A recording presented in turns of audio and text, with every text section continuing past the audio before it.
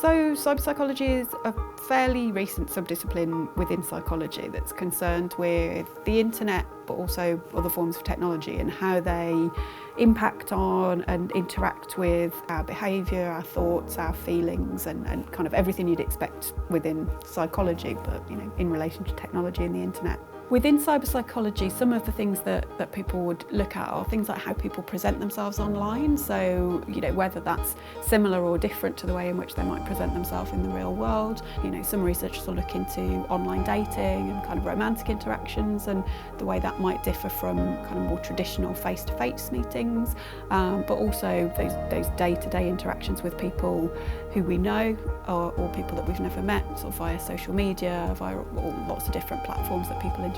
via online as well. Video gaming is something that many cyberpsychologists explore, so obviously it's a really popular pastime, and there's lots of interesting sort of things going on in terms of the psychology of how people interact with video games. So there's been a lot of media interest in some of the potential perceived negative impacts of video gaming, but there's also lots of research going on into possible benefits of video gaming and sort of how it might be used in education, or how it might have sort of positive mental health benefits for some people that can kind of get the psychological gratifications people might get out of it. Currently we're doing some research looking at something called loot boxes within video games, which have been sort of quite in the public eye recently, and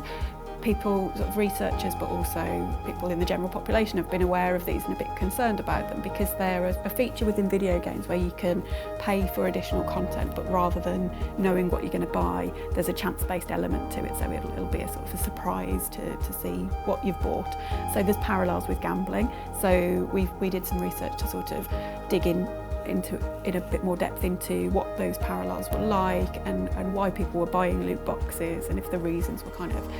similar to the reasons why people might gamble, and if certain reasons for buying them were associated with sort of greater risk of perhaps engaging with them in a way that was potentially detrimental, maybe spending more than they'd intended to, or struggling to kind of control how much they were spending on them. So some of the research we've been doing in recent years has been looking at a phenomenon that's not been studied very much in academia, but the sharing of extreme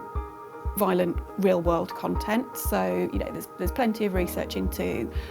viewing of fictional violent content, whether that be in movies or video games, but something that we've become aware of that is actually more prevalent than you might think is the sharing of footage of things that have happened in real life, and it can be from sort of fairly mild fights or something like that, right up to kind of quite extreme things where you're seeing sort of torture or death. And there's been a bit of research looking at the impact this might have on newsreaders and people kind of in the newsroom, but in terms of the general population, there's very little known about what kind of impact this has, but there's quite a lot of people that have reported encountering this, whether that be sort of through video shared on social media or via direct messages between people, and we really don't know very much about the long-term impact of that yet, but sometimes it can be really quite distressing. It can be something that stays with them for months or years even, so we're kind of keen to understand more about the processes behind that and why people do it. So yeah, we think there's kind of quite a lot of potential applied benefit to understanding this phenomenon better through researching it.